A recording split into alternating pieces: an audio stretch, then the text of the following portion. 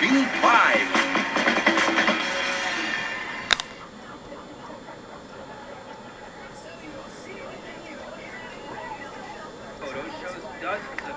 It was a miraculous day for all 155 passengers of US Airways Flight 1549. Few minutes after taking off, nag-crash landing ang eroplano sa Hudson River at mabuti't wala ni isa sa kanilang namatay.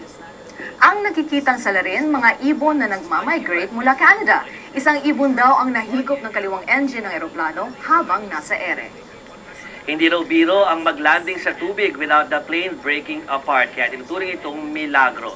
Abangan ang iba pang detalye ng balitang yan mamaya sa ating countdown. Ayan! Ayan!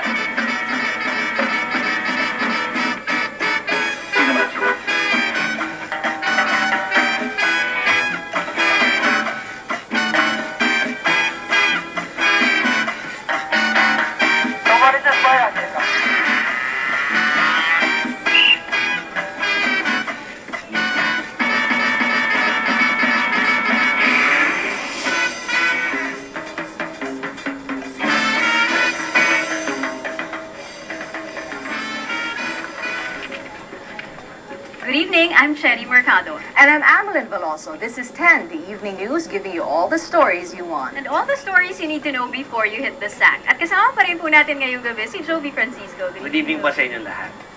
Tungkol pa rin po sa 3 Red Cross volunteers na kinidnap sa Sulu ang nasa headlines natin ngayong gabi. 3 bayan sa Sulu ang binabantayan ngayon ng militar at meron na rin daw silang tinitingnan na posibleng suspect. Pero bago yan, simulan muna natin ang ating countdown sa farewell speech ni outgoing US President Bush.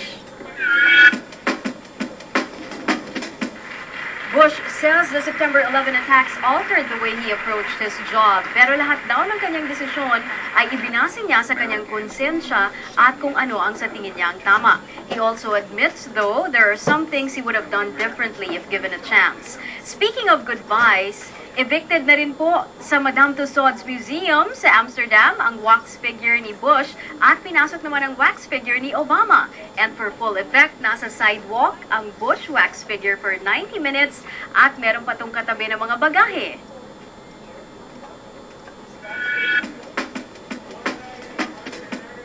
Sa number 9, nanumpa na ang newly appointed Associate Justice ng Korte Suprema na si Diosdado Peralta. Sa mga suhestyon naman na kumandidato si Chief Justice Renato Cuno sa 2010, nakasalalay daw ang desisyon niya sa kanyang moral force at Council of Advisors, ang kanyang mga apo.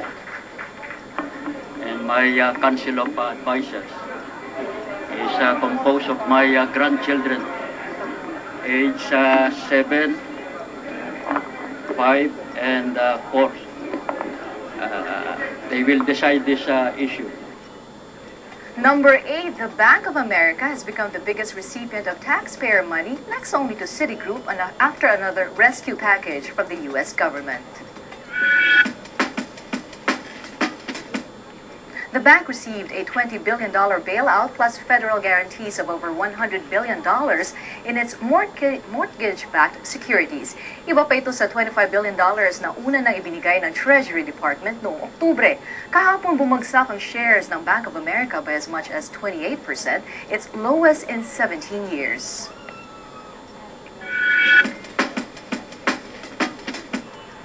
Number 7, ipinagmalaki ng PNP ang pagbaba ng crime rate noong 2008. Ang mga kaso daw ng street crime tulad ng snatching at pagnanakaw, bumaba ng halos 500. Pati kaso ng murder at homicide, bumaba rin. Pero may slight increase naman sa mga kaso ng rape. Mas marami rin daw mga reklamong naaksunan ang pulisya. And for our 10 originals tonight, I interviewed Carlos Celdran, the very animated tour guide in Intramuros. I'm sure you guys have heard of Carlos I've Celdran. heard of him. Ako naalala ko si Carlos kasi dati nung nasa Kalayaan Hall pa ang mga Malacanang press corps members, nagtutour siya ng mga, syempre, mga turista at mga kasi bisita Manila, doon. at So alam nakakasama namin na pag kayo. nandiyan si Carlos, mukhang masaya yung paligid. That's sa nakalala. true. This very enthusiastic, very passionate guy, and he says this is the best way to impart a sense of history to this generation. And he also tells us how to turn our passion for culture and the arts into a viable career.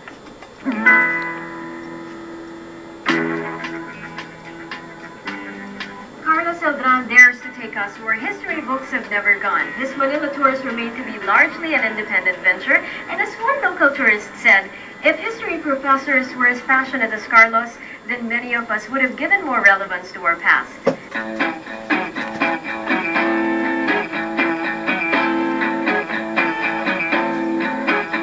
And you're probably the only most interesting history teacher there is.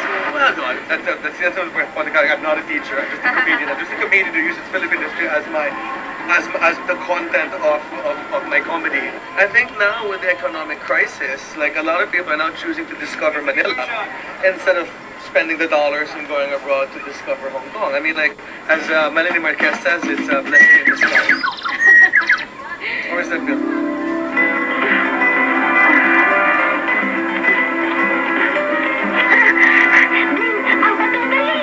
Philippine history is hardly ever written from our point of view. Usually before, like in the 19th century, there's always a foreigner's version of what Philippine facts and events should be. Philippine history is taught, I believe, too young. There's really less emphasis on processing the information. So it's basically just memorization. So there can be a career out of this? Of course, and let my tours be living proof that there is viability in arts and culture.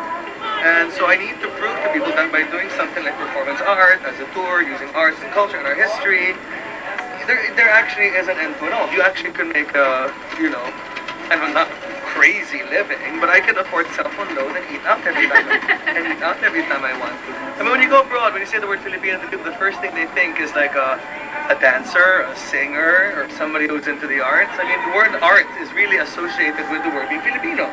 Come on, we're the only Southeast Asian people that won a Tony and an Oscar, and you know what I'm saying? And we're now the lead singer of like Journey, and we almost became the lead singer of NXS. I mean, like really, we are a world-class people when it comes to our arts and culture.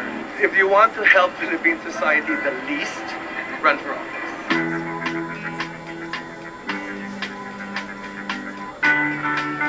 So I guess we've given that away. He's not running for politics. Yes. With a tour guide like that, it would be so interesting to learn more about our history. I talked to him like the first 20 minutes, I already learned more than what I learned in high school. Sometimes pag gano'n ang pagkwento sa atin, di ba? Parang mas naaalala natin at mas nagiging interesting. Diba? Ang bahay mo pa naman, Malacanang, nasa Maynila. Saka kabisado ni Carlos yung Malacanang. Dahil nga doon ko sa nakikita, no? At ka-Facebook ko siya, kaya minsan libre na yung tour kasi nandun na yung mga ibang information. That's true. And he's giving a lot of things for free, a lot of perks when you go on his trip. We'll have the second part of that interview after the break. And in other news, mga pasyente, marami pa ring tanong tungkol sa generics medicine and Jove. May kwento ka raw tungkol sa mga activities ng presidente natin today. Sumama kasi ako sa Tondo kanina sa Pangulo at napansin natin na parang lapit na talaga ng 2010. Abangan niya yung balita ngayon.